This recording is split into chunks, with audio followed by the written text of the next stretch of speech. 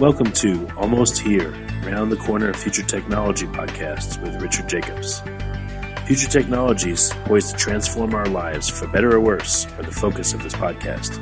Almost here means these technologies are now here and starting to be used, or just around the corner, from Bitcoin to artificial intelligence, 3D printing, blockchain, virtual reality, and more.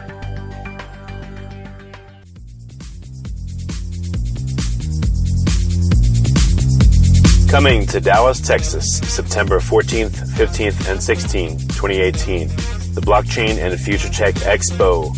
This is going to be a gigantic conference of over 5,000 people. We're going to be talking about blockchain and its applications. We're going to be talking about quantum computing, cybersecurity, artificial intelligence, and several other future technologies that are poised to and actually changing our lives as we speak. Here's why you should attend. As you may know, early adopters are the ones that investigated and profited from things like the gold rush in the 1800s, from the dot-com boom in the 1990s, from the internet boom in 2005, from the smartphone explosion in 2007, from the real estate boom that ended in 2008, and of course, from the Bitcoin boom that started in 2012. Early adopters act now. They don't wait till later. They go out west first. In their covered wagons, they find the biggest gold nuggets. If you consider yourself an early adopter and you want to find the biggest nuggets, then you owe it to yourself to attend this upcoming conference. Blockchain is going to affect how we control and store our medical data, how we send money around the world, how we bank, and more. But artificial intelligence, quantum computing, and cybersecurity will play a pivotal role in our lives as well. And that's why our next event, September 14th to the 16th at the Dallas Convention Center, is going to have not only 5,000 plus attendees, but will showcase blockchain, AI, cybersecurity, quantum computing, and more. You want to get in on the coming gold rush of future tech and opportunity as an early adopter. Don't be left out. To register, go to bftexpo.com. That's blockchainfuturetechexpo.com. Thank you. Hello and welcome to Future Tech Podcast. I'm your host today, Juliette Lamar, and we have with us the founder and CEO of Third Key Solutions. Hello, Pamela Morgan. How are you? I am fantastic. How are you today? I'm doing great. I'm really excited to hear more about your company, Third Key Solutions. So why don't you bring our listeners up to date on who you guys are and what you're doing? Sure, I'd love to. Third Key Solutions is a boutique key consulting and management company, and it might be interesting for you and the listeners to hear how that came about. I am a lawyer by trade. I'm a lawyer by trade, and I've done a lot of different things in my career. I get bored easily, and so I really like challenges. I find that a lot of people that are interested in technology kind of feel the same way about those sorts of things. So I'm a lawyer, but at the time I found out about Bitcoin, I was working as an educator. I was teaching entrepreneurship professors how to teach an entrepreneurial mindset. So that's kind of meta, but I was at a conference. I was speaking at the Disrupt Startup Scale Up conference in 2013 in Athens, Greece, and a speaker was there speaking about Bitcoin, and that person is Andreas M. Antonopoulos. I learned about Bitcoin from that conference, and I remember sitting in the audience thinking, if half of what this guy says is true, this technology has the potential to change the world. And I got really, really excited about that. And within a few months, I quit my full-time job and decided that I was going to make a career for myself in Bitcoin and open blockchains, and I've been working full-time in the industry ever since. Wow. So you believe in it in a big way, we could say. I do. Even before I found Bitcoin, I really went to law school to learn information. I never really wanted to be a lawyer per se, but I'm very interested in justice. I'm very interested in kind of leveling the playing field, and I see that I see technology as a way to do that. So my undergraduate degree is in business administration and computer programming, and then I went to law school. So I have this background and interest in technology, but I wasn't really sure how to kind of work in both industries until I discovered Bitcoin. And at that point, there weren't very many lawyers that were open and interested in working with cryptocurrencies. And there weren't a lot of lawyers who were accepting cryptocurrencies. So I've been working hands-on with Bitcoin, accepting it for services since 2014. And I started helping startups in the industry. At that time, there were people who were getting their Bitcoin stolen because they weren't holding it in multi-signature wallets. And I don't know how much you or your listeners know about multi-sig. Have you had people on before talking about multi-signature? We have, but we might as well just touch base on it. Okay, great. So multi-signature is a feature in Bitcoin. It's a protocol feature that allows you to designate certain constraints on moving funds. It's really as simple as that. Often people think of it like a cosigner on a bank account. The difference is that with a traditional bank account, I can go in and kind of socially engineer the teller perhaps to accept a check that maybe doesn't have the requisite signatures if I give them a nice sob story and I kind of work the system. One of the beauties of using technology is that there's no one to finesse. Right. So, so with multi-signature, you can create conditions, spending conditions that actually require you to have more than one signature. And that's effectively what multi-signature is. So I was very, very interested in that. And I started working with clients, helping them create multi-signature addresses in order to hold company funds. And in supplementing those multi-signature addresses, I was working with them to create processes inside their company, right? So for example, if you have three principals in the company, you have a CEO, a CTO, and a CFO, for example. What happens if your CTO leaves? What do you do? Is that a key compromise event? Do you move the funds immediately? How do all of these things work? Helping them create those sorts of processes and policies in addition to funding addresses in that way. And that grew into me needing a lot of help a lot fast. I needed to understand, multi-sig. And at that point, there weren't pretty interfaces that you could use on your phone. At that point, it was pretty gritty. There wasn't a lot of UX happening at all, or at least very little. So I asked around the industry who could help me, and there were a lot of people that offered to help me, but I ultimately ended up working with Andreas, and that's how Third Key was born. Third Key was born out of needing technical assistance, helping people actually develop plans and processes to keep their Bitcoin safe. And that really is the largest hurdle for bringing cryptocurrencies mainstream, is that people are still afraid because they still don't quite understand how their money's secure. Like, they don't really understand how to be their own bank. And it's sad because this has such good potential, but you have to get over that trust hurdle. I totally agree. I also think that we're taught not to trust ourselves. I think we're also, we get a comfort, this false sense of comfort in trusting someone else who knows more. And we trust, for example, quote unquote, FDIC insurance, right? If you put your money in the bank, you get the FDIC insurance. Well, I think that history bears out that, in many countries where they've had deposit insurance, when the economy faces a serious challenge, that insurance seems to evaporate, right? So that's why I call it kind of a false sense of security. But it is a big hurdle to learn how to manage your own money and how to manage keys. But I think that key management is the key to individual empowerment. If we can figure out how to do key management on an individualized basis without trusting a third party, then we can do all sorts of cool things, not just with your own money, but also with your own data, with your own healthcare records, with all of these other things. But until we figure out how to securely store our own keys, and until we can do it at scale where, my mom can handle doing it, we're going to constantly have to rely on these third parties. And I'm not a big believer in relying on third parties, particularly for these sorts of things. Well, you're just asking for something bad to happen because they're not going to care about your assets as much as you are. Well, yeah, not only that, but, at that point, you're data to them, right? And they sell it and they do whatever they want to do with it. And you literally have no control over it. And I'd like to see that part of it change. Yeah, that's one of the bigger hurdles when I'm dabbling in crypto and whatnot is, well, what if I lose my phone and then I have all these words and I have these, key things. And I'm like, this is so hard, but it's worth it. So let's keep trying to figure it out, because the more you do a thing, the easier it becomes, the more you understand it and familiar you are with it.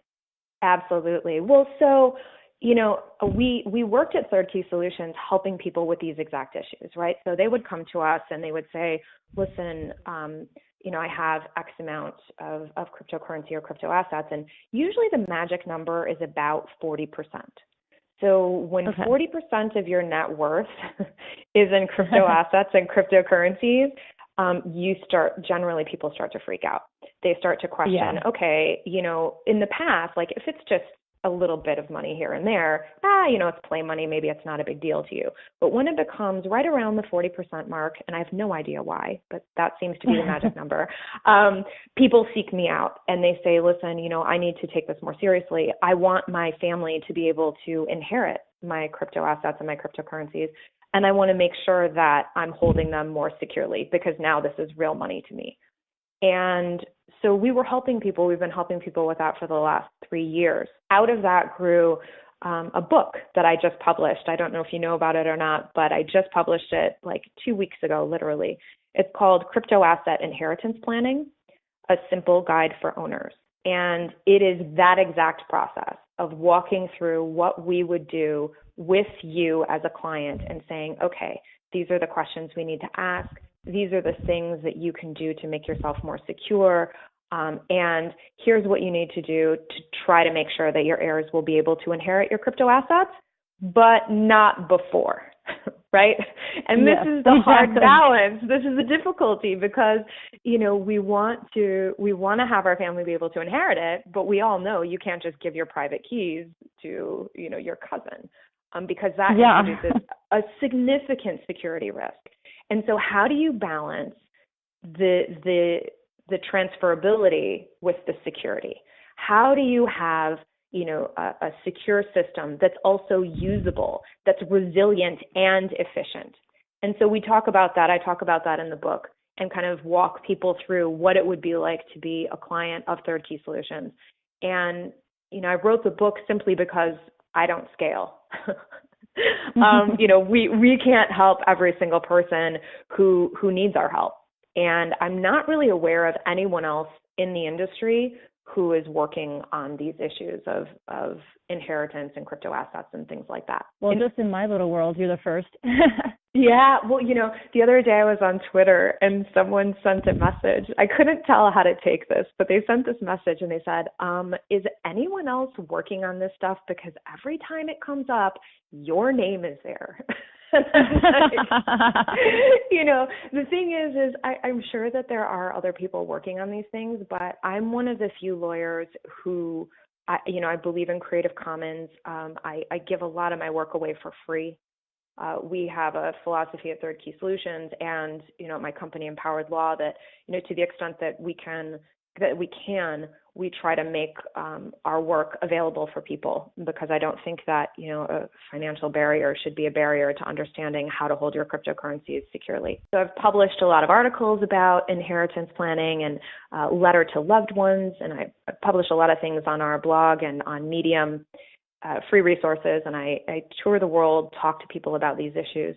The book is just kind of an extension of that, and it would be, what it would be like if you actually hired us. And it really makes it more mainstream, right? Because when people are thinking of cryptocurrency right now, people who are not involved in the industry, they think, oh, it's a black market thing, or they think, oh, it's a volatile investment that has no backing, or they think, they think all these things. But when you say, oh, we're helping people plan their inheritance, it suddenly becomes, oh, it's like real money. You're like, yes. Absolutely.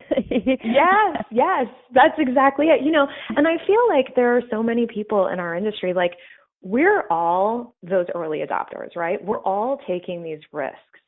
And we've all faced pushback from friends and family who are like, what are you doing? Why are you doing those things, right? And questions from colleagues. I remember when I first started working in this industry, I posted on LinkedIn, and I can't tell you how many people reached out to me and they were like, you're doing that? And I'm like, yeah, I am. And it's amazing.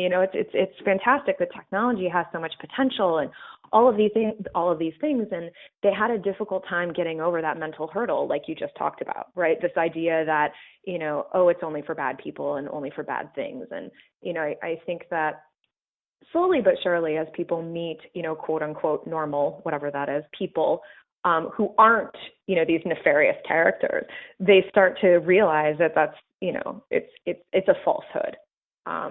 If you go to a local Bitcoin or open blockchain meetup, it's not filled with drug dealers and all of the other bad folks. It's people who see the potential of a technology and want to learn more. It's people who are trying to educate themselves and who are trying to build communities that are focused on changing their communities at a local level, and then hopefully ultimately changing these big power structures that we have throughout the world. Absolutely. And again, it's like we touched on earlier, people really don't want to think for themselves because it's difficult. And a lot of people have been trained and raised to not trust themselves because they want to, appeal to authority and they want to be respectful. And so they're taught over and over again, don't trust your instincts, don't trust yourself. So if enough people are making companies that are positive and are showing that this is just like any other currency, when they're told that enough, eventually they will come around.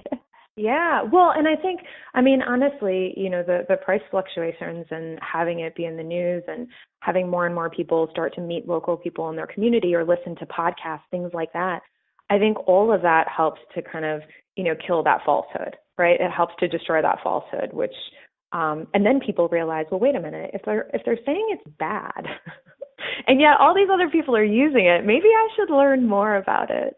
And I feel like that's an exciting change. I think that, a lot of times, at least over the past few years, when I first got into this, people were really kind of I don't know, I don't want to say put off, but they weren't really interested. And now, I think a lot of us have had the experience where you go to a family gathering or to, something with friends and they're like, oh, so you're the resident Bitcoin expert, and they want to start talking with you about, well, what is it? I've heard this and I've heard that. And, it's an opportunity for conversation and it's exciting. I think it's exciting. Yeah. And people are going to start coming out of the closet because I think a lot of people who are into Bitcoin just, for fun or to try it out, they don't even want to advertise it because they don't want to be marked as the person who's crazy out of their friend group or something like that. Yeah. There's that stigma that goes with it. For sure. So getting back to Third Key Solutions, for someone coming to it, is it mostly organizations or you kind of said that you had individuals as well for estate planning. How easy is it to get set up and going with Third Key Solutions? Well, we're a boutique firm. All of the principals are working on lots of other projects. And so we are very different probably than many of the other companies in the industry in that we don't want to grow. We're not interested in growing. What we're interested in doing is solving real problems for real people in the most efficient way possible. So, for example, the book Crypto Asset Inheritance Planning, that book grew from the 3 years of talking with people and working with people to create real estate plans that are being used throughout the world. And so that's kind of a problem solution, right? I identified the problem early on in that I was helping founders of companies, do the multi-sig thing, right? And then inevitably I would ask them, okay, well, how much of your net worth is in Bitcoin? And they would look at me as if I was crazy and say, all of it.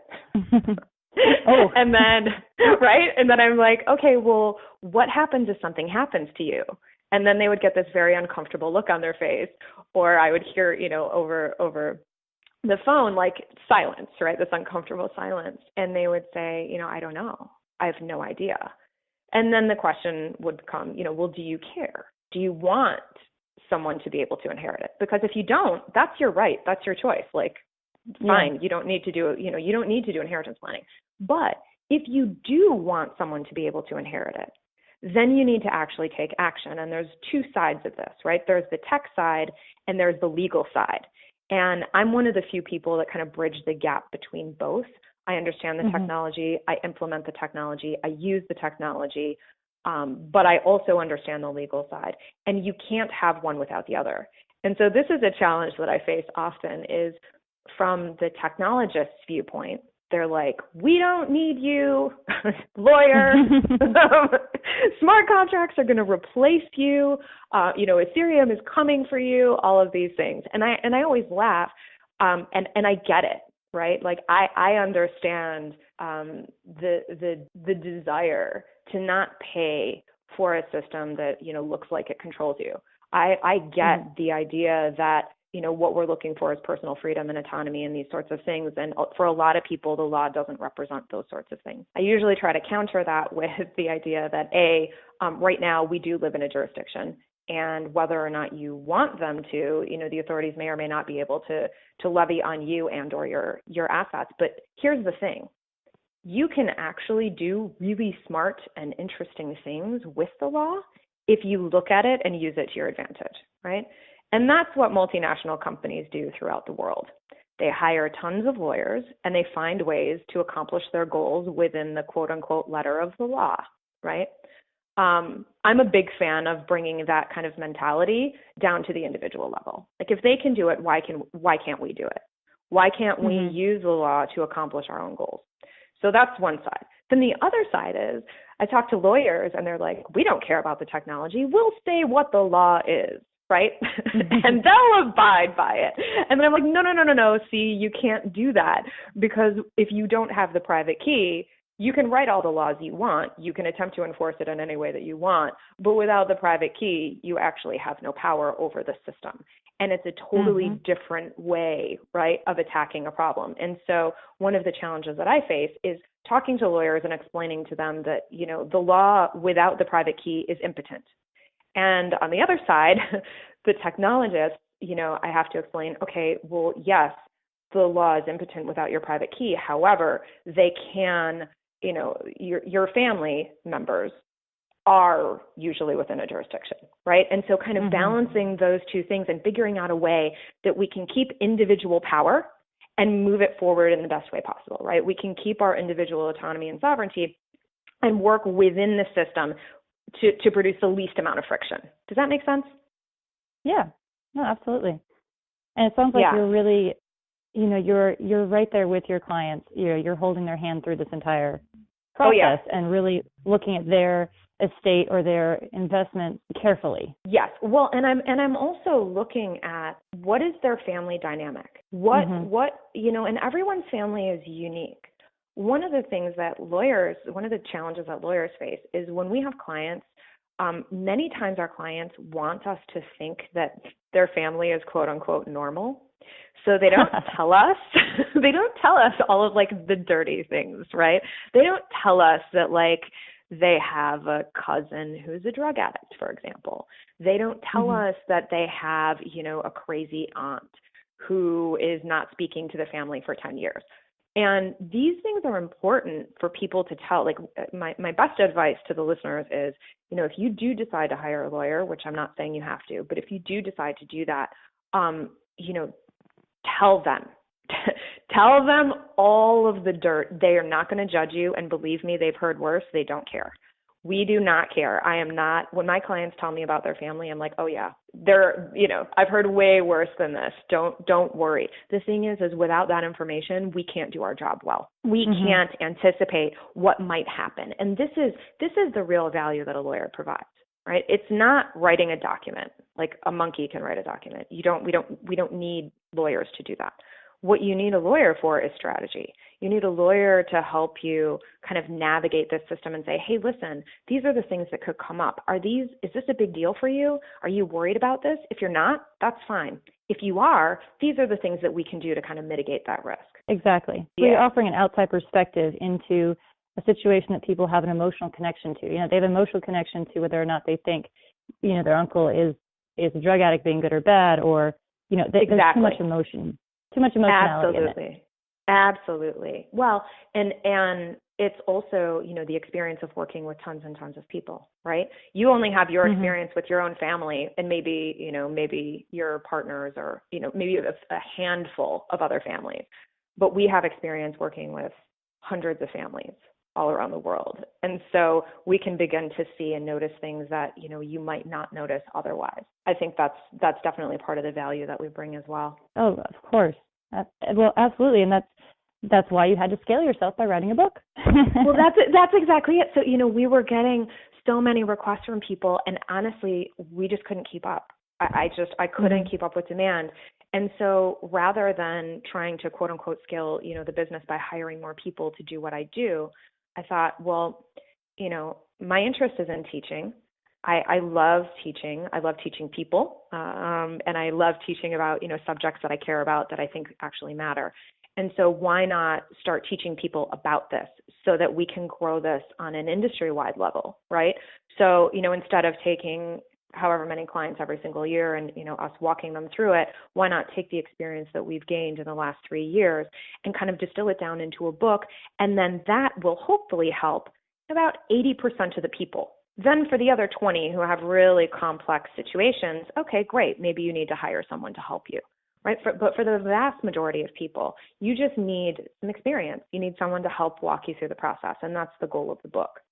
I also deliver legal workshops throughout the world with my company called Empowered Law. We teach lawyers and law students what they need to know about this technology. We do half-day workshops, and then we also do custom workshops for specific law firms on specific issues. And how can people find those workshops? Well, they're on my website at empoweredlaw.com, EMPOWERED.com, empoweredlaw.com. Awesome. And the book, where can people check out the book? You can find the book on Amazon, actually. It's available in paperback and Kindle. If you like both, then buy the paperback because you can get the Kindle for free if you buy the paperback. It's also available throughout the world. Amazon it has extended distribution, so you can actually get it in the UK. You can get it in all over the world, Mexico, everywhere. Wow. And to get connected onto Third Key Solutions, the website's probably the best, or do you go on Twitter? What's the best way to connect with Third Key? Well, you can connect with Third Key at thirdkey.solutions. That's not .com, it's .solutions. Or you can find me on Twitter. My Twitter is Pamela JD, PAMELAW JD. Or, for now at least, if you Google Pamela and Bitcoin, I'm the only one who shows up. Wonderful. You got the corner on the market on that one. I say for now because I anticipate that will not be true for long, but we'll see. Well, Pamela, this has been so much fun chatting with you, and thank you so much for sharing your expertise in this really niche area that people should be paying more attention to. Totally. And I just want to leave you with the idea that, estate planning, when you first start looking at it, kind of sucks. Like, you don't really want to think about your, your mortality, but I like to think of it like a game. I like to think of it like giving a gift of the amount of cryptocurrency I have right now to my family. Like, I try to imagine what would it be like if I actually inherited the cryptocurrency that I have now. Be like, oh, that's awesome, right? And your family will feel the same way. And doing estate planning doesn't mean that you're less secure. It doesn't mean that you're, more likely to have asset seizure. It doesn't mean that you have to trust a third party. There are lots of misconceptions in this sort of inheritance and estate planning. So I would just encourage, you and your listeners to kind of take a look at some of the articles that I've written, and you can even see the table of contents, and you can read like the beginning of the book for free on Amazon. So go and take a look and see if this is something that, even marginally interests you. I encourage you to take some steps and move forward. Absolutely. And I think people should, and you bring up a good point. No one wants to do it, but it's ultimately going to happen. So why not make it a game? Exactly. And if you can make it a game, it actually starts to become kind of a puzzle For those of you who like puzzles, you can start like finding different pieces and, ooh, this matches this, and we can do this and that. And it can actually be a really empowering experience as well. Because when you do this, you will necessarily make yourself more secure. You'll know where your backups are. You'll know how your family is going to restore because you're going to have to walk through that process. So it actually makes you more secure in the process of giving them a gift. And secures your legacy because you didn't leave a bunch of mess for them to find. Exactly. Oh, well, Pamela, thank you again so much. This has been such a fun time. Thank you so much for having me. That was Pamela Morgan. She is the founder and CEO at Third Key Solutions. Check out her book, her workshop. She's on YouTube. She's on Twitter. She's everywhere. Check her out. This has been Juliette Lamar with Future Tech Podcast. Thank you all so much for tuning in. Coming to Dallas, Texas, September 14th, 15th, and 16th, 2018, the Blockchain and Future Tech Expo. This is going to be a gigantic conference of over 5,000 people. We're going to be talking about blockchain and its applications. We're going to be talking about quantum computing, cybersecurity, artificial intelligence, and several other future technologies that are poised to and actually changing our lives as we speak. Here's why you should attend. As you may know, early adopters are the ones that investigated and profited from things like the gold rush in the 1800s, from the dot-com boom in the 1990s, from the internet boom in 2005, from the smartphone explosion in 2007, from the real estate boom that ended in 2008, and of course, from the Bitcoin boom that started in 2012. Early adopters act now. They don't wait till later. They go out west first. In their covered wagons, they find the biggest gold nuggets. If you consider yourself an early adopter and you want to find the biggest nuggets, then you owe it to yourself to attend this upcoming conference. Blockchain is going to affect how we control and store our medical data, how we send money around the world, how we bank, and more. But artificial intelligence, quantum computing, and cybersecurity will play a pivotal role in our lives as well. And that's why our next event, September 14th to the 16th at the Dallas Convention Center, is going to have not only 5,000 plus attendees, but will showcase blockchain, AI, cybersecurity, quantum computing, and more. You want to get in on the coming gold rush of future tech and opportunity as an early adopter. Don't be left out. To register, go to bftexpo.com. That's blockchainfuturetechexpo.com. Thank you. You have been listening to Almost Here, Around the Corner Future Technology podcast with Richard Jacobs. Subscribe to this podcast, post a review to discover more future technologies that are poised to transform our lives for better or worse, such as Bitcoin, artificial intelligence, 3D printing, blockchain, virtual reality, and more.